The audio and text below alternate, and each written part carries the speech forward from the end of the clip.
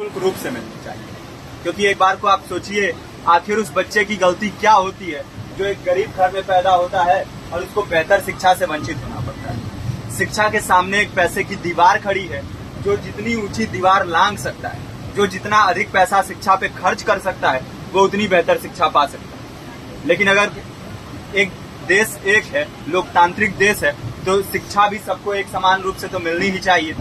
आज परिस्थिति ये है कि एक तरफ तो प्राइवेट स्कूल हैं जो लूट के अड्डे बने हुए हैं, वहां पे आप एडमिशन कराने जाएंगे तो सिर्फ एडमिशन के नाम पे ही आपको 10,000 20,000 रुपए देना होगा। और कमीशन खोरी का ऐसा धंधा है कि कॉपी, किताब, टाई, बेल्ट, ड्रेस, जूता कहाँ से खरीदना है ये आप नहीं तय करेंगे वो प्राइवेट स्कूल वाले। यानी आम लोगों की मेहनत की आखिरी कौड़ी उनके जेब से वसूल लेना चाहते हैं।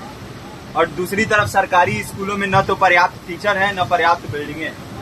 2019 का ही ये पुराना आंकड़ा है कि हर 100 में से 52 स्कूलों में या तो एक टीचर है या 2 टीचर हैं। और उन्हीं टीचरों के ऊपर जिम्मेदारी थोप दी जाती है कि जनगणना करो, मतगणना करो, पशुगणना करो, तमाम काम करवाए जाते हैं। और 19 के बाद से तब से कितने टीचर रिटायर हुए होंगे और 18 के बाद से कोई टीचर की वैकेंसी भी नहीं है। आप खुद भी सोच सकते हैं ये परिस्थिति और कितनी बिगड़ी हो। इसीलिए हम लोग ये मांग उठा रहे हैं, चाहे कोई राष्ट्रपति का बच्चा हो या किसी मजदूर का, सबको शिक्षा एक समान मिलनी चाहिए और निःशुल्क रूप से मिलनी चाहिए। प्रेमचंद ने अपने दौर में भी कहा था कि एक सभ्य समाज में ऊंची से ऊंची तालीम मुफ्त होनी चाहिए और इसका पूरा खर्च गवर्नमेंट को उठाना चाहिए, क्योंकि हमारे देश को फौज से ज्यादा आवश्यकता तालीम की है। और शिक्षा से जुड़ता हुआ ही दूसरा मुद्दा हम लोग उठा रहे हैं। दूसरा मुद्दा है रोजगार का। रोजगार की परिस्थिति ये है कि आज सरकारी सेक्टर हो या प्राइवेट, सब कुछ ठेका संविदा के हवाले किया जा रहा है। परमानेंट नौकरियां लगातार घटाई जा रही है। इसी रेलवे में 1995 के आसपास लगभग 18.5 लाख कर्मचारी काम करते थे, लेकिन आज उनकी संख्या 12 लाख थी। आप खुद भी सोच सकते हैं कितने बड़े पैमाने पे परमानेंट पदों को घटाया जा रहा है। और आज आलम ये है, एक तरफ लाखों पद खाली पड़े हैं, फिर भी कोई वैकेंसी नहीं निकलती। जो वैकेंसियां निकलती हैं उनमें भ्रष्टाचार होता है, पेपर लीक हो जाते हैं। RO, UP police, BPSC, SSC, CGL, ऐसे तमाम पेपर लीक हो चुके हैं, आप लोग भी जानते ही।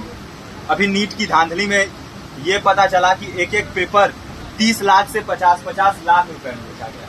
हम और आप तो ये पैसा नहीं दे सकते। पूरी की पूरी कारस्तानी सरकार, प्रशासन, शिक्षा माफियाओं की होती है। और भुगतता कौन है? आम घरों के लोग, जो लोग सालों साल तैयारी करते हैं, दिन भर में 10-10 घंटे, 12-12 घंटे पढ़ते हैं। और इतनी कड़ी मेहनत के बाद, सालों साल की मेहनत के बाद उनके हाथ लगती है तो सिर्फ हताशा, निराशा, अवसाद। बहुत से छात्र नौजवान जो इस बेबसी में, इस डिप्रेशन में नहीं जी पाते, आत्महत्या तक के कदम उठा लेते हैं। लेकिन ये देश की विडंबना है कि टीवी चैनल, अखबार, मीडिया, नेता, मंत्रियों के लिए कहीं ये कोई मुद्दा नहीं है। उनके लिए मुद्दे हैं तो जाति, धर्म, रंग, नस्ल, अगड़ा पिछड़ा। आज जब पूरी परिस्थिति इतनी भयावह है तो ये जरूरी है कि लोगों के बीच में जाया जाए, लोगों को संगठित किया जाए और एकजुट किया जाए। क्योंकि आज अगर अपने मुद्दों पर बोलेंगे नहीं तो कल को ये परिस्थिति और बिगड़ेगी। हो सकता है ले दे के अपनी जिंदगी तो हम लोग काट ले जाएं, लेकिन आने वाली पीढ़ियों को क्या भविष्य दे के जाएंगे, ये भी सोचने वाली बात है। हमारे साथी ने आपको पर्चा दिया है, पर्चा आप तक पहुंच गया है।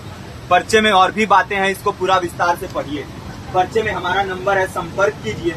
फेसबुक का, इंस्टाग्राम का लिंक है, आप वहाँ पे जाएंगे तो आपको पता भी चलते रहेगा कि लगातार किन किन माध्यमों से हम इस अभियान को चला रहे हैं। नुक्कड़ नाटक, संगीत, शिक्षा सहायता मंडल, लाइब्रेरी, तमाम माध्यमों से इस अभियान को चला रहे हैं और कोशिश कर रहे हैं कि बड़े से बड़े पैमाने पर हर जगह पे लोगों को संगठित किया जाए और एकजुट किया जाए। आपके बीच भी आए हैं आपका साथ और सहयोग दें। साथ इस रूप में कि आप भी हमारे इस कारवां और इस मुहिम से जुड़िए।